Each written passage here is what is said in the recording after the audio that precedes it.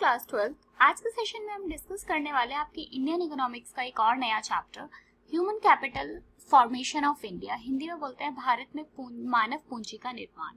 Basically इस topic में इस चैप्टर में हम क्या पढ़ने वाले हैं वो मैं आपको बताऊं कि ह्यूमन कैपिटल क्या चीज़ है, ह्यूमन कैपिटल पे हमें क्यों इन्वेस्ट करना चाहिए, ह्यूमन कैपिटल कैसे हेल्प करती है हमारी कंट्री की ग्रोथ के लिए, इकोनॉमी को कैसे डेवलप करती है, वो सारी चीज़ें हम इस चैप्टर में पढ़ने वाले हैं। इससे पहले वाले सारे चैप्टर ऑलरेडी उनके प्लेलिस्ट में हैं, आप वहाँ जाकर देख सकते हो। और अगर आपको उनके नोट्स चाहिए तो मैंने डिस्क्रिप्शन में एक लिंक दिया हुआ है, वहाँ से आप इनके नोट्स डाउनलोड कर सकते हो। स्टार्ट करते हैं।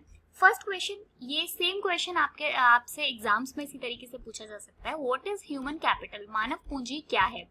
मानव पूंजी एक इन्वेस्टमेंट है, एक निवेश है जिसमें अपने देश के लोगों को स्किल्स यानी कुशलता, नॉलेज, योग्यता, एक्सपीरियंस, अनुभव पर निवेश किया जाता है। बेसिकली कहने का मतलब यहाँ पे ये है कि जैसे अगर कोई इंडस्ट्री लगानी होती है तो वो इंडस्ट्री बाद में आपको बेनिफिट देगी, उसके लिए आप क्या करते हो, पहले उसमें इन्वेस्ट करते हो, उसके बाद आपको रिटर्न्स मिलते हैं। सेम उसी तरीके से अगर हम अपनी इकोनॉमी को डेवलप करना चाहते हैं तो हमें हमारी जो पॉपुलेशन है, हमारे देश में जो लोग रहते हैं, उनमें हमें इन्वेस्ट करना पड़ेगा, निवेश करना पड़ेगा, तभी उनके जो स्किल्स होंगे वो बढ़ेंगे, उनकी नॉलेज बढ़ेगी, उनका एक्सपीरियंस बढ़ेगा और वो इकोनॉमी को ग्रो करने में हेल्प कर पाएंगे। पॉइंट नंबर सेकंड में मैंने यहाँ पे लिखा हुआ है, यह एक प्रकार के स्टॉक या एसेट्स की तरह देश के विकास यानी अर्थव्यवस्था में प्रयोग किए जाते हैं। जैसे आपका बिजनेस में जो भी आपके स्टॉक्स होते हैं और जो भी आपके एसेट्स होती हैं वो आपके देश मतलब आपके जो बिजनेस है उसको बढ़ाने में, उसको ग्रो करने में, उसको डेवलप करने में, आपको ज़्यादा बेनिफिट्स देने में आपकी हेल्प करते हैं। सेम उसी तरीके से अगर कोई देश अपने देश के लोगों पर इन्वेस्ट करते हैं तो वो बिल्कुल एसेट्स की तरह और स्टॉक की तरह काम करते हैं। मैंने इंग्लिश में भी लिखा हुआ है, it is a kind of stock assets, it can be used for development of their country. उसके बाद में पॉइंट नंबर सी है, मानव संसाधन को नर्स, किसान, अध्यापक, डॉक्टर जैसी मानव पूंजी में परिवर्तित किया जा सकता है। It is the sum total of skills, knowledge, experience for engineers, doctor and teachers. मतलब अगर हमारे देश में इस तरीके के बहुत सारे कोर्सेज मतलब हैं, जैसे कोई डॉक्टरी करना चाहता है, कोई इंजीनियर बनना चाहता है, कोई टीचर बनना चाहता है, और भी डिफरेंट टाइप के कोर्सेज, तो उनसे क्या होता है कि इकोनॉमी में भी काफ़ी हेल्प होती है और एक डेवलप्ड कंट्री बनने में ये सारे जो प्रोग्राम्स होते हैं वो काफ़ी हेल्प करते हैं। उसके बाद में नेक्स्ट पॉइंट दिया हुआ है, मानव पूंजी के स्रोत यानी source of capital formation. Capital formation के कौन कौन से स्रोत होते हैं, कौन कौन सी ऐसे हमें प्रोग्राम्स चलाने चाहिए या किस किस प्रोग्राम्स में हमें इन्वेस्ट करना चाहिए जो हमारी इकोनॉमी को ग्रोथ के डेवलपमेंट में हमारी हेल्प करे। जिसमें से फर्स्ट दिया हुआ है शिक्षा में निवेश यानी expenditure on education. Expenditure on education या शिक्षा में निवेश से यहाँ पे मतलब ये है कि अगर कोई कंट्री अपने पॉपुलेशन की एजुकेशन पर खर्चा करते हैं तो मतलब वो वैसे तो एक खर्चा है, वैसे तो एक निवेश है, लेकिन आगे चल के जो लॉन्ग टर्म की अगर बात करें इन फ्यूचर, वो आप ही को आपकी इकोनॉमी में ग्रोथ करने में आपकी हेल्प कर सकते हैं। जैसे अगर किसी कंट्री में अच्छे इंजीनियर्स होते हैं, अच्छे डॉक्टर्स होते हैं, अच्छे टीचर्स होते हैं, या और डिफरेंट डिपार्टमेंट्स में जो लोग होते हैं, वर्कर्स होते हैं, वो सारे होते हैं, तो आपको हेल्प करते हैं आपकी इकोनॉमी में डेवलप करने में। उसके बाद नेक्स्ट पॉइंट दिया हुआ है स्वास्थ्य में निवेश, एक्सपेंडिचर ऑन हेल्थ। एक हेल्दी पर्सन ज्यादा अच्छे से काम कर सकता है एज कंपेयर टू जो कम हेल्दी है, या उसको चीजें ज्यादा बेटर समझ में आती है जो एक अच्छी डाइट ले रहा है, एक अच्छा हेल्दी पर्सन है, तो हमें उस पर भी एक अच्छा खासा निवेश करना चाहिए, एक अच्छा खासा एक्सपेंडिचर करना चाहिए। उसके बाद में नेक्स्ट पॉइंट दिया हुआ है कार्य के दौरान प्रशिक्षण, ऑन द जॉब ट्रेनिंग। जब आप किसी को जॉब पर रखते हो उससे पहले उसको प्रॉपर ट्रेनिंग देनी चाहिए, उसको पता होना चाहिए कि उसको कैसे काम करना है, उसको अपनी स्किल्स को कैसे यूज करना है, वो इस काम को कैसे कर सकता है, वो सारी चीज़ों की प्रॉपर ट्रेनिंग होनी चाहिए। जब तक एक प्रॉपर ट्रेनिंग नहीं दी जाती तब तक उस ट्रेनिंग पर एक बहुत छोटा खर्चा होता है, लेकिन वो छोटा खर्चा आगे चल के हमारी इकोनॉमी को उतना ही ज़्यादा हेल्पफुल रहता है उसको डेवलप करने के लिए, क्योंकि जब तक किसी आदमी को ये नहीं पता होगा कि एग्जैक्टली उसे काम क्या करना है और कैसे करना है, तब तक वो आगे चल के अपने जॉब में उतना अच्छा परफॉर्म नहीं कर पाएगा। उसके बाद में नेक्स्ट दिया हुआ है युवाओं के लिए शिक्षा programme, study programmes for adults. Adults के लिए टाइम टू टाइम कुछ प्रोग्राम्स होने चाहिए। जो लोग पहले से जॉब, अगर पहले से किसी जॉब में है तो भी उनके काम में वो किस तरीके से काम कर रहे हैं, आगे और टेक्नोलॉजीज पे कैसे काम हो सकता है, उस सब के बारे में टाइम टू टाइम उनको नॉलेज प्रोवाइड की जानी चाहिए। और ऐसे लोग जो कि अनस्किल्ड हैं उनको भी उनकी स्किल को बढ़ाने के लिए टाइम टू टाइम इस तरीके के प्रोग्राम अगर करते रहते हैं तो वो ज़्यादा बेहतर परफॉर्म कर पाते हैं, बजाय कि जब उनको ट्रेनिंग नहीं दी जाती है या फिर जब उनको इस तरीके के स्टडी प्रोग्राम्स नहीं होते हैं। तो इस तरीके के स्टडी प्रोग्राम्स एडल्ट्स के लिए हमेशा होते रहने चाहिए, जो लोग पहले से जॉब में हैं उनके साथ भी और जो लोग पहले से जॉब में नहीं है उनके लिए भी। उसके बाद में नेक्स्ट दिया हुआ है प्रवास। मैंने यहाँ थोड़ा सा ब्रैकेट में लिख दिया ताकि आपको समझ में आए, एक स्थान से दूसरे स्थान पर जाना, जिसको इंग्लिश में बोला जाता है माइग्रेशन। अगर कोई एक पर्सन किसी एक जगह पर काम कर रहा है और वो वहाँ पर खुल के अपने स्किल्स पर काम नहीं कर पा रहा है, तो उसके पास ये फ्रीडम होनी चाहिए कि वो एक जगह से दूसरी जगह पर जाके आराम से काम कर सकता है, जहाँ पर उसके स्किल्स की ज़्यादा ज़रूरत है और जहाँ पर वो अपने स्किल्स को अच्छे तरीके से यूज़ कर सकते हैं। तो हर किसी के पास ये वाली फ्रीडम होनी चाहिए। जब तक किसी के पास ये वाली फ्रीडम होती है तो ये काफ़ी हेल्प करती है हमारी इकोनॉमी को ग्रोथ करने में। उसके बाद एक और टॉपिक है इसमें, भारत में मानव पूंजी निर्माण की समस्याएं बताइए, problems facing human capital formation in India. India में ह्यूमन कैपिटल फॉर्मेशन में कुछ प्रॉब्लम्स देखने को मिलती है, और प्रॉब्लम्स के बारे में हम यहाँ पे डिस्कस करने वाले हैं। जिसमें पहला जो प्रॉब्लम दी गई है वो है लगातार जनसंख्या वृद्धि, राइजिंग पॉपुलेशन। भारत में लगातार जनसंख्या वृद्धि के कारण अभी भी 21% लोग अपनी आवश्यकताएं यानी जो बेसिक नीड्स हैं उनको पूरा नहीं कर पाते। आपको पता ही है कि इंडिया की पॉपुलेशन इतनी ज्यादा है कि यहाँ पर पॉपुलेशन इतनी ज़्यादा होने की वजह से जो प्रोडक्शन है वो इतनी ज़्यादा नहीं होती,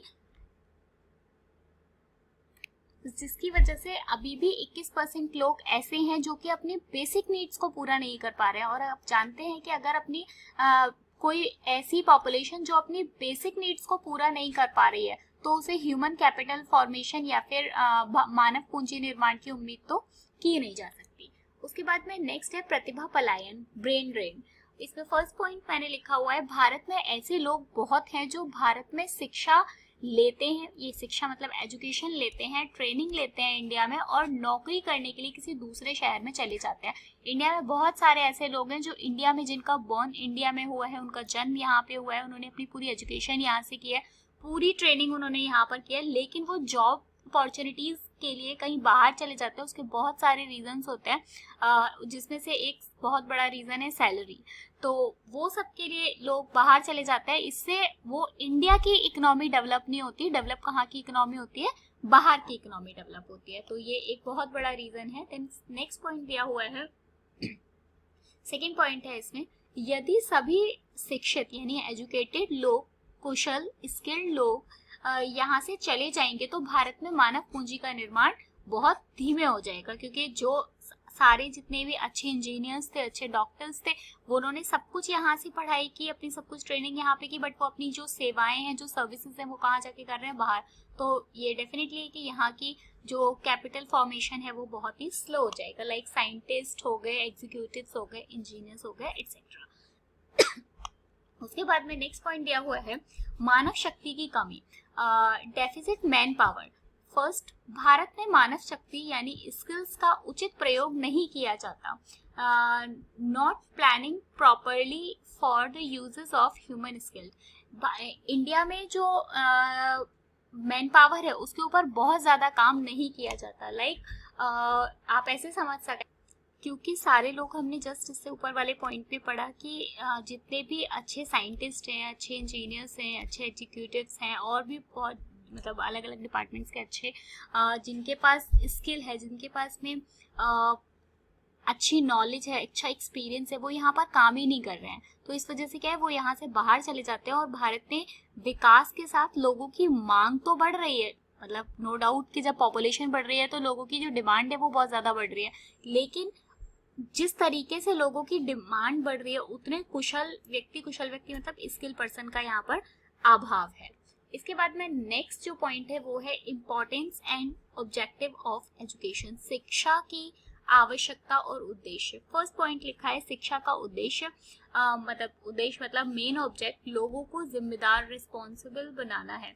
यहाँ पे रिस्पॉन्सिबल बनाने से मतलब ये है कि एजुकेशन हमें आपको इस लायक बनाती है कि आप अपनी फैमिली की बेसिक नीड्स को पूरा कर पाए।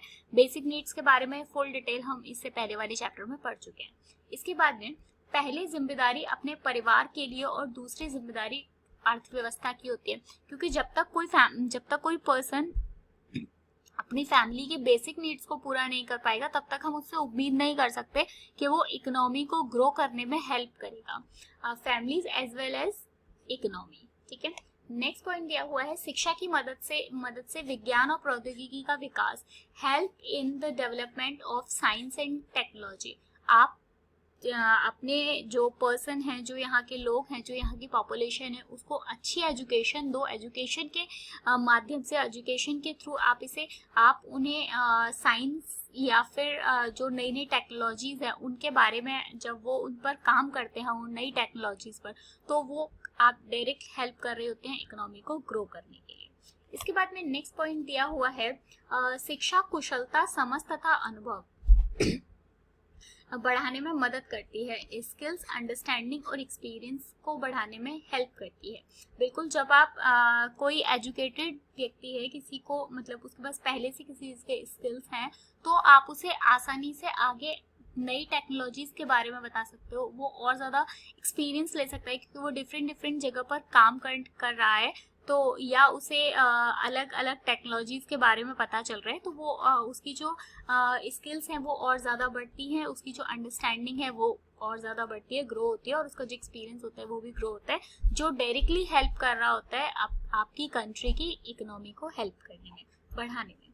उसके बाद में नेक्स्ट पॉइंट दिया हुआ है शिक्षा जीवन स्तर में सुधार लाती है। बिल्कुल, आपका improving the standard of living, education आपको हेल्प करती है आपके लिविंग स्टैंडर्ड को एक अच्छा इम्प्रूव करने के लिए, क्योंकि जब आप एजुकेटेड होते हो तो आपको कहीं पे जॉब मिलता है, और अगर आपको कहीं पे जॉब मिलता है तो आप मतलब आपकी जो इनकम होती है वो उसके हिसाब से होती है, और आपके जो लिविंग स्टैंडर्ड होता है वो उसी के अकॉर्डिंग होता है जितना आप एजुकेटेड होते हैं।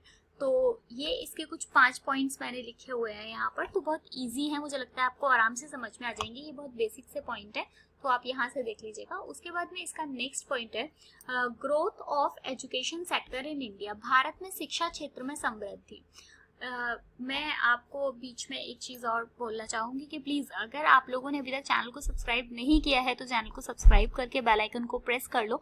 मुझे अभी भी बहुत सारे बच्चे कमेंट करके ये बोलते रहते हैं कि दीदी वीडियोस नहीं मिल रही है या नोटिफिकेशन नहीं मिल रहे हैं। उसका रीज़न सिर्फ ये है कि आप लोगों ने बेल आइकन प्रेस नहीं किया है। केवल 22% बच्चे ऐसे हैं जिन्होंने बेल आइकन को प्रेस किया है, तो आप लोग प्लीज़ सब्सक्राइब करके बेल आइकन को प्रेस करो, तभी आपको नोटिफिकेशन मिलेंगे। साथ ही नोट्स को डाउनलोड कर लेना और मुझे ज़रूर बताना कि आपको नोट्स कैसे लगे, और बाकी चैप्टर के नोट्स भी आपको मिल जाएंगे, बिकॉज ये मेरे हैंड रिटन नोट्स है तो बनाने में थोड़ा सा टाइम लग रहा है। जब तक आप ये 4 चैप्टर्स के नोट्स प्रिपेयर करोगे तब तक आपको आगे के नोट्स भी मिल जाएंगे। नेक्स्ट, उसके बाद में मैंने लिखा हुआ है पिछले कुछ सालों के निरीक्षण यानी ऑब्जर्वेशन से जो हमें भारत की शिक्षा क्षेत्र में समृद्धि के विषय में बताएंगे। अगर हम एजुकेशन सेक्टर में इंडिया की कितनी ग्रोथ हुई है उसके बारे में बात करें तो कुछ पॉइंट्स लिखे हुए हैं, ये आपको हेल्प करेंगे ये बताने में कि इंडिया में ग्रोथ हुई है या नहीं। फर्स्ट पॉइंट दिया हुआ है माध्यमिक शिक्षा का व्यवसायीकरण, वोकेशनलाइजेशन ऑफ सेकेंडरी एजुकेशन, जिसमें फर्स्ट पॉइंट दिया हुआ है कक्षा 11-12 के छात्रों में के सिलेबस में कुछ व्यावसायिक यानी वोकेशनल विषयों को अनिवार्य कर दिया गया। गवर्नमेंट ने ये डिसीजन लिया कि जब तक बच्चों को आप कितनी भी थ्योरी पढ़ा दीजिए, लेकिन जब तक बच्चों को प्रैक्टिकल नॉलेज नहीं मिलेगी वो काम उतने अच्छे से नहीं, उनमें उतना अच्छा स्किल उनकी इतनी ज़्यादा डेवलप नहीं होगी। तो इसलिए सेकेंडरी एजुकेशन में यानी 11th-12th के में हर चाहे बच्चा साइंस का हो, आर्ट्स का हो या कॉमर्स का हो, प्रैक्टिकल पोर्शन को कंपलसरी कर दिया गया है। इसके बाद में नेक्स्ट पॉइंट दिया है जो कि विद्यार्थियों की मदद करेगी व्यावसायिक योग्यता प्राप्त करने में, यानी प्रैक्टिकल नॉलेज में आपकी हेल्प करेगा। फरवरी 1988 में सेंट्रल गवर्नमेंट यानी केंद्रीय सरकार ने कक्षा 11-12 के लिए इसे अनिवार्य कर दिया गया। ये मैंने वही पॉइंट्स है, मतलब जो आप लोगों को भी ये एडवाइस दूंगी एग्जाम्स में, आप लोग भी इन्हें ऐसे ही पॉइंट्स में लिखेंगे तो मार्क्स ज़्यादा बेहतर मिलेंगे। उसके बाद में हमारे पास 2020 और 13 का डेटा यहाँ पे है। परमिशन ग्रांटेड टू, और मैंने यहाँ लिखा है स्टूडेंट्स एंगेज्ड। 11,000 स्कूल्स थे जिनको ये परमिशन दी गई कि वो वोकेशनल कोर्सेज को अपने यहाँ पे अपने कोर्सेज में ऐड करें, और जिसमें से 10 लाख बच्चों ने उसमें एनरोल करवाया। एंगेज्ड हुए कितने? 10 लाख बच्चे। तो ये डेटा आप याद रखिएगा, आपको एग्जाम्स में हेल्प होगी। इसमें सेकेंड पॉइंट दिया हुआ है ग्रामीण क्षेत्रों में शिक्षा। वैसे ग्रामीण क्षेत्रों में शिक्षा हम पिछले वाले चैप्टर में बहुत डिटेल में पढ़ चुके हैं। रूरल एजुकेशन फर्स्ट पॉइंट दिया हुआ है, भारत की अधिकांश जनसंख्या ग्रामीण क्षेत्रों में रहती है, इसलिए सरकार को ग्रामीण क्षेत्रों के विकास के लिए अलग अलग कार्यक्रम चलाए गए। सरकार ने कुछ अलग अलग डिफरेंट प्रोग्राम्स थे जो केवल ग्रामीण क्षेत्रों के लिए, यानी जो रूरल एरियाज थे उनमें वहाँ जो पॉपुलेशन रह रही थी उनकी एजुकेशन के लिए कुछ स्पेशली प्रोग्राम चलाए गए थे। इन कार्यक्रमों में लोग अपनी ज़रूरत को पूरा कर सकते थे, मतलब उनको इतनी बेसिक जानकारी तो दी ही जाती थी कि वो मतलब इतना काम कर सकते हैं कि वो अपने परिवार की जो बेसिक नीड्स हैं उनको वो आराम से पूरा कर पा रहे थे। उसके बाद में नेक्स्ट प्रोग्राम चलाया गया जिसका नाम था प्रौढ़ शिक्षा तथा महिला शिक्षा, यानी एडल्ट एजुकेशन, फीमेल एजुकेशन। वे लोग जिनकी उम्र ज्यादा है किंतु उनके पास शैक्षिक कुशलता नहीं है, जिसके लिए प्रौढ़ शिक्षा का कार्यक्रम चलाया गया। मतलब इसमें कहने का मतलब यह है कि कुछ लोग ऐसे हैं जिनकी उम्र जो पढ़ाई वाली एज है वो उनकी निकल चुकी है, बट क्योंकि इस तरीके के गवर्नमेंट ने ये ज़रूरत महसूस की कि कुछ इस तरीके के प्रोग्राम्स हमको चलाने चाहिए जिसमें जिनकी एज अपनी ज़्यादा भी हो चुकी है वो भी, लेकिन उनसे सीख कर अपनी स्किल्स को उतना डेवलप कर सके कि वो अपनी फैमिली की बेसिक नीड्स को पूरा कर सके। उसके बाद में नेक्स्ट दिया हुआ है, यह प्रोग्राम 1988 में सरकार द्वारा चलाया गया। यह प्रोग्राम उनके लिए था जिनकी उम्र 15 से 25 वर्ष में है, मतलब जिनकी उम्र 15 से 25 के बीच में है, ये प्रोग्राम उनके लिए था। नेक्स्ट, महिला शिक्षा के माध्यम से अर्थव्यवस्था में विकास किया गया। Government to provided technical knowledge to females. सरकार ने बोला कि जो फीमेल्स हैं उनको भी इकोनॉमी में हेल्प करनी चाहिए, और अगर ऐसी महिलाएं हैं, ऐसी फीमेल्स हैं जिनके पास स्किल है, नॉलेज है, वो कुछ सीखना चाहती हैं तो उनको भी इकोनॉमी में हेल्प करनी चाहिए, और उनके लिए बहुत सारे प्रोग्राम्स चलाए गए इस तरीके के। तो इस चैप्टर में इससे ज़्यादा इम्पॉर्टेंट कुछ भी नहीं है, मतलब ये पूरे चैप्टर के इम्पॉर्टेंट नोट्स हैं, तो मैं आपको बोलूँगी कि नोट्स को डाउनलोड कर लो, ये आपको काफ़ी हेल्प करेंगे आपके एग्जाम्स टाइम में। मिलेंगे नेक्स्ट वीडियो में नेक्स्ट चैप्टर के साथ, तब तक के लिए bye bye, thank you so much. अपने फ्रेंड्स के साथ नोट्स को शेयर करना बिल्कुल भी मत भूलना। Thank you so much.